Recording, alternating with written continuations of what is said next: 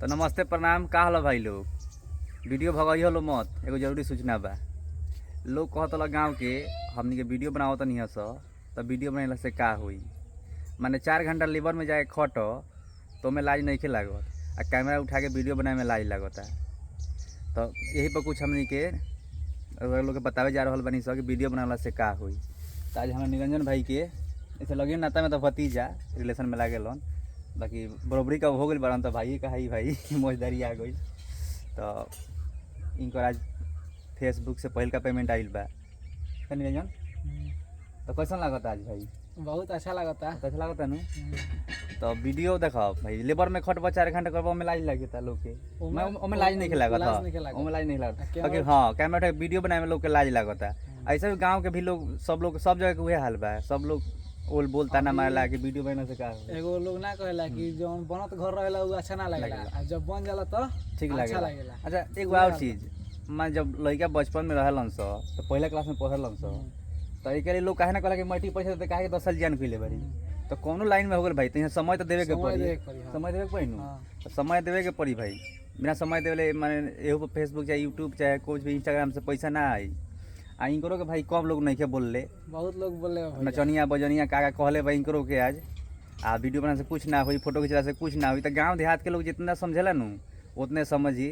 आ जेकरा बारे में एकरा पावर के जानता सोशल मीडिया के उहे एकरा बारे में जानता भाई कि का चीज बा। अगर इनार में के बेंग बात इनारे के उतना सोच रही हो। बहुत लोग बहुत कुछ बोलत रहलक, बहुत कुछ बोलत रहलक। आज लोग के मुंह में करखा पता गइल, पता गइल।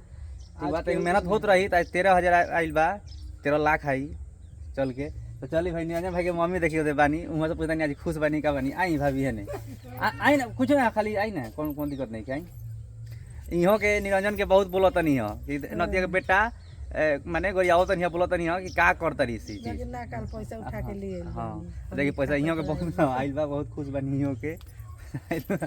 देखी मम्मी आज कह देनी कि पैसा आइल बा, तो अब से मम्मियों को ना बोलियन भाई कि निरंजन भाई के हमारा पैसा आवे लागल फेसबुक से। पहले घरे बहुत बोली सुनले, बहुत ज्यादा, घरे से ज्यादा खीस में बाहर भी चल जात में। हां अगल बगल के लोग भी परितार भी लोग बहुत लोग बोलत रहलक बोलता ना उनकर लइका हैंग हो गए, तो उनकर लइका हो नचनिया हो सब बजनिया हो सब वीडियो बनाता हन सब तो छक्का गल बनस तो मौगा गल बनस ये करता हन। अरे भैया नाचे गावे सब लोग नाचे गावेला, सब लोग यार मनोरंजन खातिर होला। तब केहू के अंदर थोड़ी बा कि यही खातिर होता।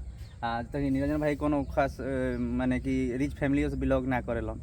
देखिए भाई इनका घर लोगता है सामने आई तो देख पलानी वाला देख सकता नहीं करकट बा है ने टूटल फाटल लोगता है ने पलानी सलानी सब बा। ये घर हो काहे एने सामने लोग दिखा सकता नहीं। देखी ये तो घर बा देख सकते हैं। देखिए ये घर उनकर बहन खाना बनाओ तारी। चले भगवान से दुआ करें अथी रही कि भाई निरंजन भाई यहीं आगे बढ़त रहस, मेहनत करत रहस। संग संग हमनियो के बानी स खैर अब देखत हई कोशिश करते हैं कि अब हमनी के वीडियो संग ही बनाएम सब टीम बना के हमनी के वीडियो अगर रही केहू ना रही केहू रही चाहे ना रही, अगर 2 आदमी के हमनी के फिलहाल बनी वीडियो भाई कंटिन्यू बनाए के बाद मैं जहाँ तक कोशिश करें सर कि कंटिन्यू रहे। ऐसे भीड़ भाड़ के दिन बैग है थोड़ा सा धान कटाता। देखिए धान ये पानी में सूखल बा, सामने लोग लोग ये सब काटेंगे के भाई सब बाकी बा अभी। चली तब तक रहो लोग अगर वीडियो बनावे के चाहो नहीं तो बनाई लो, ऐसा बात नहीं। हाँ कुछ भी बोले के बाद कुछ और बोली ठीक बा। चली मेहनत यहीं कर लो, रहो लो वीडियो बनाई लो। अगर पैसा कमाएगा वीडियो से तो माने ये चाहे हम लोग कि अगर आज बनाई काले से पैसा हो तो ना आई भैया। मेहनत तो करे के पड़ी, कहीं भी कोनो क्षेत्र होके कोनो लाइन होके मेहनत करे के पड़ी, समय देवे के पड़ी। तब तक मिलते हैं अगला वीडियो में। Bye by.